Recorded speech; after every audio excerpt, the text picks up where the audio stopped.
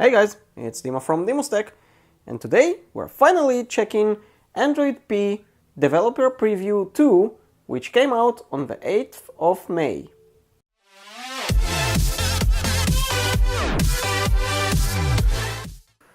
So we still don't know what will Android P be called, but I say it's Android Pudding. It's just a guess, I just want to call it Android Pudding, that's it. That sounds tasty, nothing else. Now, the first thing that you probably see beyond that Easter egg is here that you don't have your regular buttons, your home, back and multitasking. You have sort of home swipe, I would call it, and the back button here. So let's see what it can do. So we can do like this if we have multiple windows. As you can see right now, I don't have anything in the background, so this is what we'll see. We can switch between windows like that. We can do like this, and this is the new multitasking window. So from now on, you will see it like this. Now currently, if you have multiple windows open, you will not see a clear all button. You don't have that. But according to what I saw, Google is planning to add it in some next preview or something like that. They decided to add a clear all button or sort of like that, so we'll have to see. Now, many things have changed. Now, first of all, those swipe buttons that you can see here, if you go to home, for example, there is no back button because you don't need it anymore. And as you can see, I can go back again. So if you go up like this, you'll see your multitasking window. So how do you actually go to your all apps? Now here it gets more interesting. You just swipe it again, or if you swipe just once alone, so it will go to your all apps. And here you can see also some new things. First of all, there's not much to the design yet. I wouldn't say that there's something new here, but as you can see here below the first row that Android tries to guess which apps you'll use next, which actually still learning. It worked perfectly on the previous version. Here it's still learning. Underneath you'll see some actions. So currently not many apps support actions, but you can see this is a friend that I was lately chatting with on WhatsApp, and this is actually my dad, which I've been calling lately. So we can use direct actions. So if I'll press, I'll directly call to him, for example, etc. Now overall there's a small redesign of things, just basic, you know, how everything look. So let's go to our notification bar, and as you can see, it looks totally different, I would say. First of all, you can see that the clock moved here. The LTE looks really huge here, so if we'll swipe, we'll see more. As you can see, the icons are different. Let's go ahead like here. Many things are a little bit, I would say, different. Now, if we're already here, let's talk about the adaptive brightness. So, Google decided to use AI almost everywhere. Now, it goes beyond Android. They showed on the Google I/O much stuff. I mean, seriously, huge updates are coming, and it's brilliant and it's beautiful and I really love it. But let's start with adaptive brightness. So, what is adaptive brightness? You know how your screen goes brighter when the room is brighter and darker when it's darker, etc. And you can adjust sort of a maximum level. By the way, I think it goes now more brighter and more darker. So currently it's totally dark. Oh, you actually cannot see anything on the screen. Actually, it's still on. Where is it? I barely can see it. And as you can see, I can swipe it so bright. I mean, now it's so bright that you barely can see. Let's go ahead to somewhere around here. So now you can see normally. Anyway, what this thing does, the adaptive brightness sort of will try to guess your usage. So it will learn over time how you use your screen and go brighter or darker according to what you really use. So that worked for now pretty much amazing, I would say. Not always, but most of the time it got it right. For example, I really love it really dark when I'm at home at nights, so it went pretty dark, I would say. So overall, the adaptive brightness works really good. Now, if we're adapting to some new things, let me show you the volume rocker.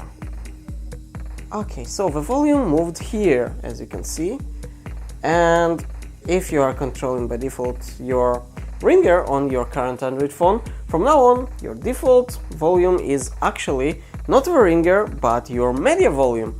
So yeah, that's kinda strange. How do you actually move your phone into silent mode or vibration mode? That's actually pretty easy, so you have two ways.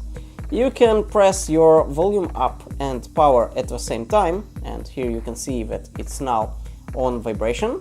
That's what I set it. And you can also do it from here, from the upper thing here.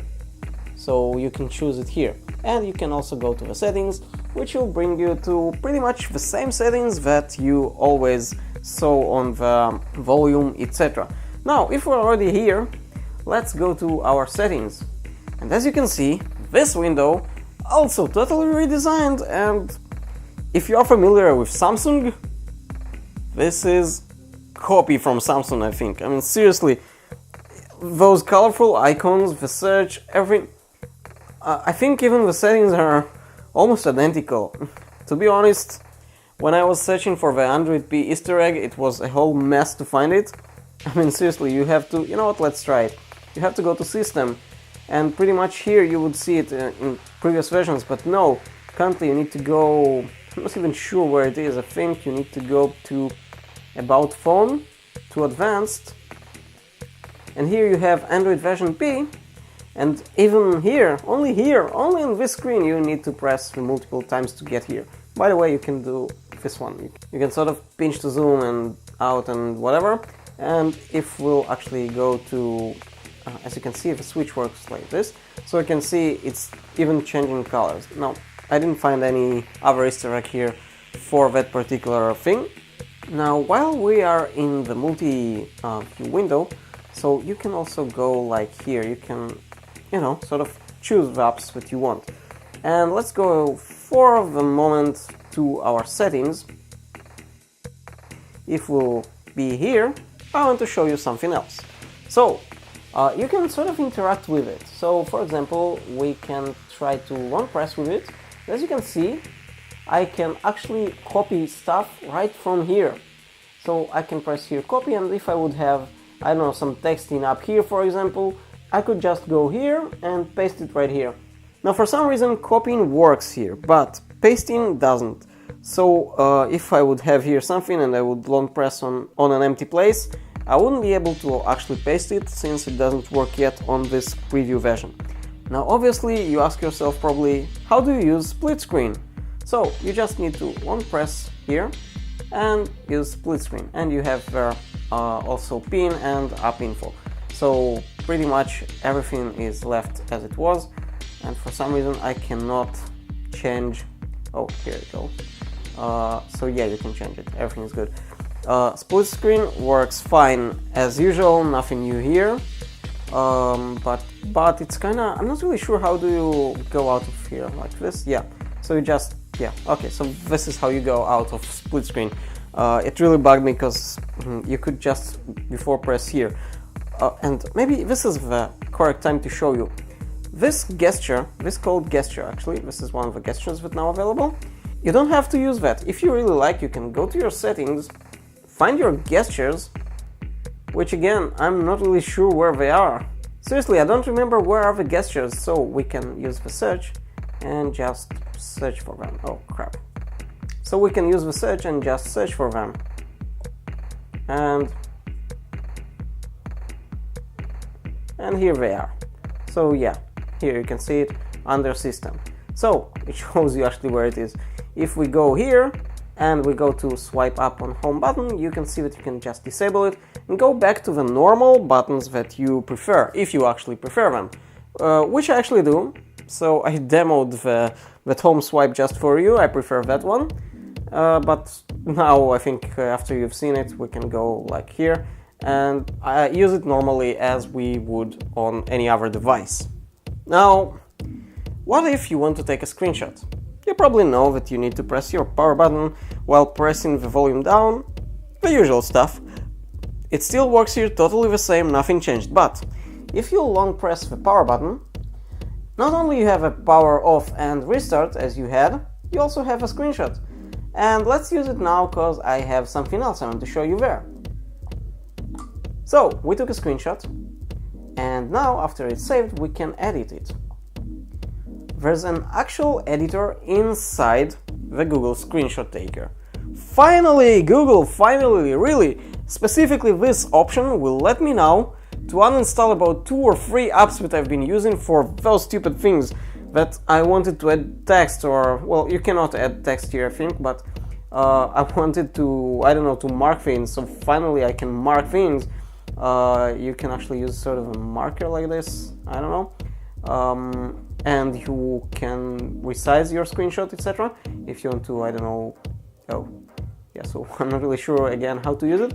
And after that you can save it or directly share it, which is very good. You don't have to actually save it, you can directly share it.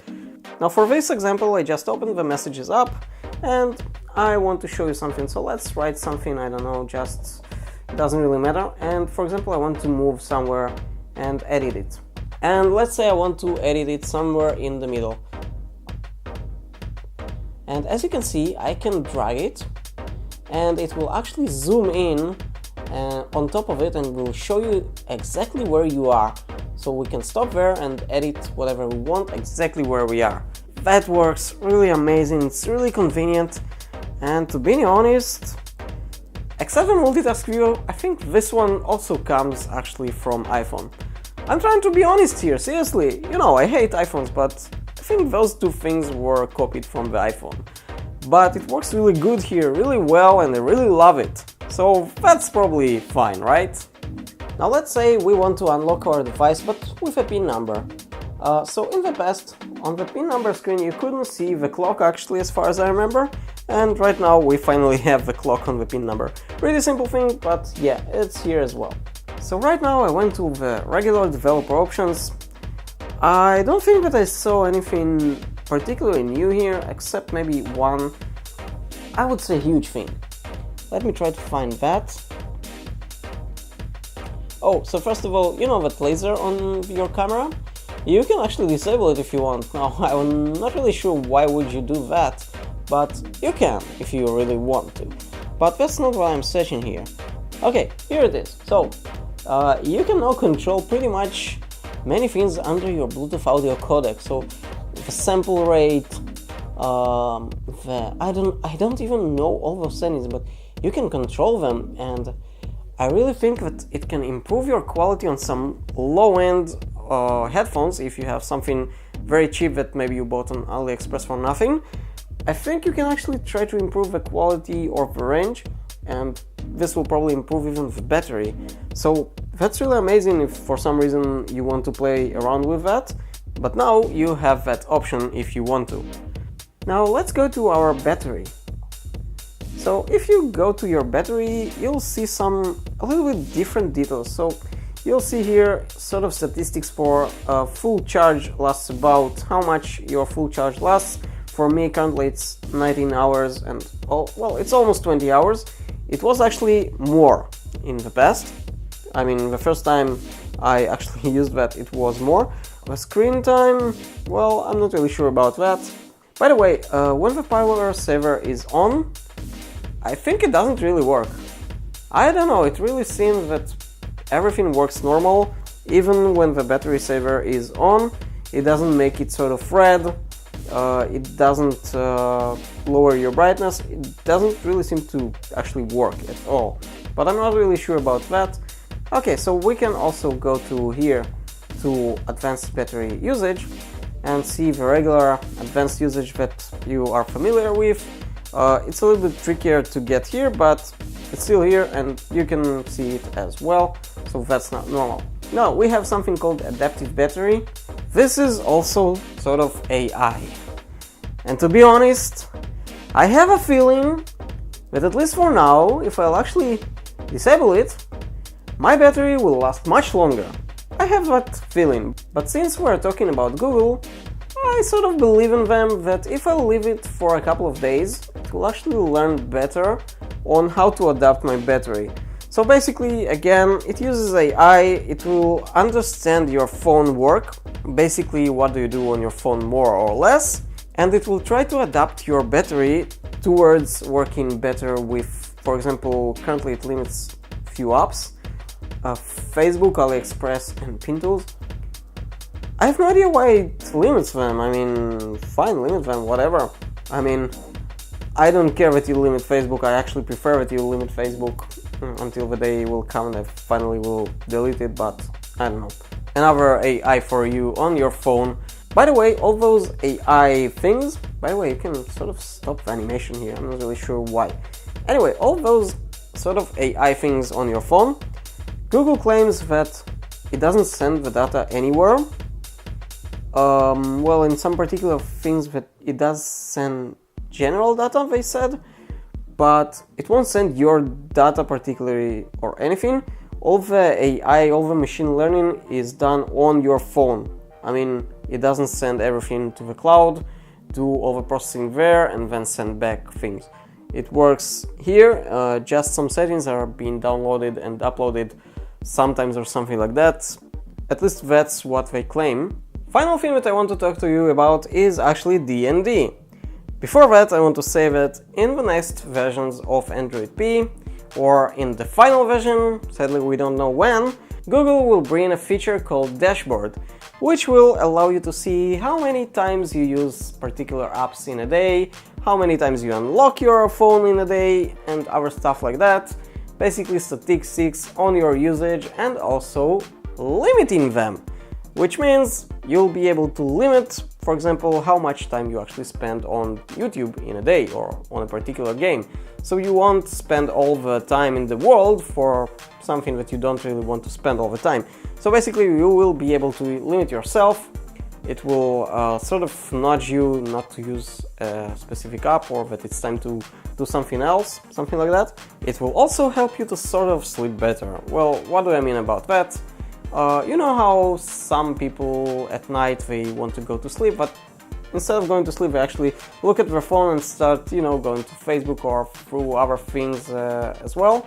So there will be a thing here that you sort of set the destination time that you want to go to sleep, and it will set after that your phone into black and white and sort of make you actually not want to use your phone or something like that.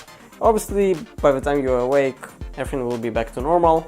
For now, you can use the night mode, the night light, this thing. So your screen goes sort of high temperature and sort of less blue or something like that. It should be good for your eyes or something at night. By the way, that one can be auto-configured, but let's go ahead and check the D&D options.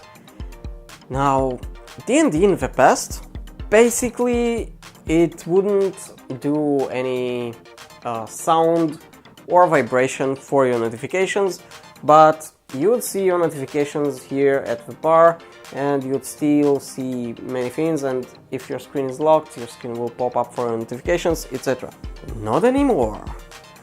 D&D was redesigned from the ground to be something, I don't know, I never seen so many things. And yeah, as you can see, I'm actually bringing my second hand to actually view this. So first of all, obviously you can mute sound and vibration. You can also block visuals. So what does that mean? Don't turn on screen. So when you had a notification, it will not turn your screen. Don't blink a light. You know, you have a light here. I showed it once. You can enable it in the settings. It won't turn it on. Don't wake for notifications, so your phone won't wake for notifications at all. It will also allow you to hide notification dots, you know, those little dots and icons that you have when you have a notification. It can also hide that. It can also hide in status bar, so I'll show you that in a moment. Don't pop up notifications, so if you have, for example, on WhatsApp a pop-up that pops up when you have a notification, it will not work, it will be hidden as well. And also it will allow you to hide it from notification lists. So let's go ahead. As you can see, I have a YouTube notification here.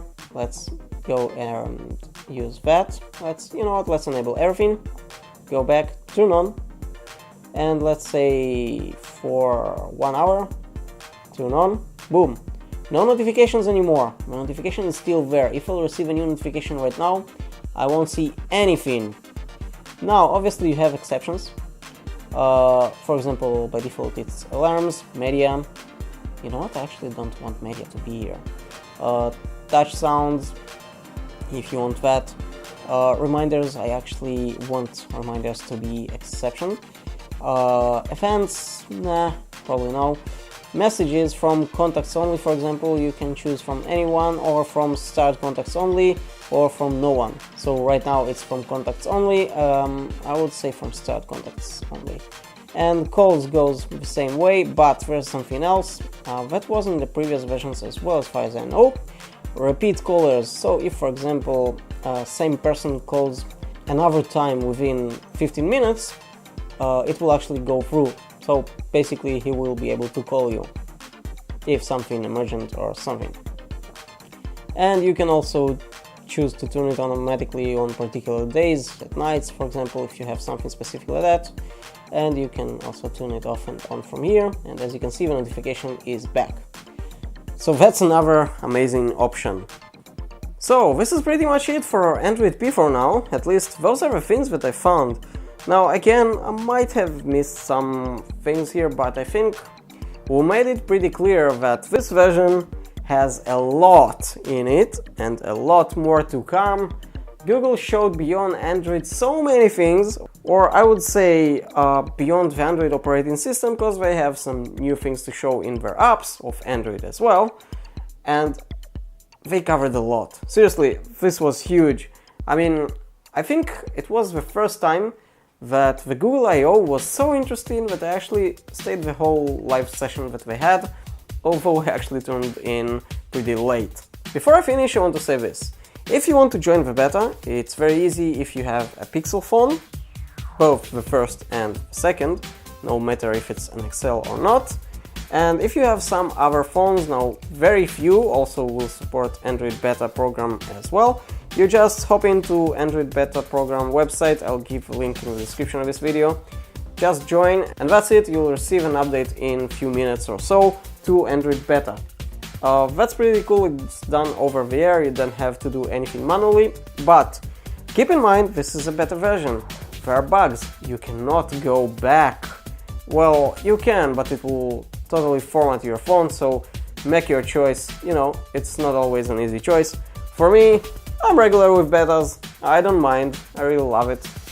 But, you know what, let me show you something. So, I have an app called Switcher which controls my boiler. I think I showed it, yeah, I showed it on the Hebrew version.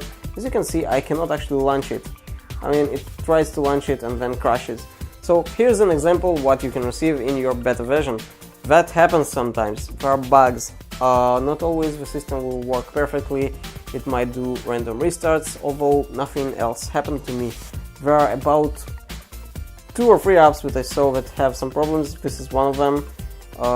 It's currently not that urgent to me, so I don't mind waiting. So I can't wait to see what comes next from Google and from Android, but I guess from now on we'll have to wait till next month to know. Thank you for watching this DimusTech episode. If you enjoyed this video, click the subscribe button and hit the bell so you won't miss any future video. And I'll see you on the next one.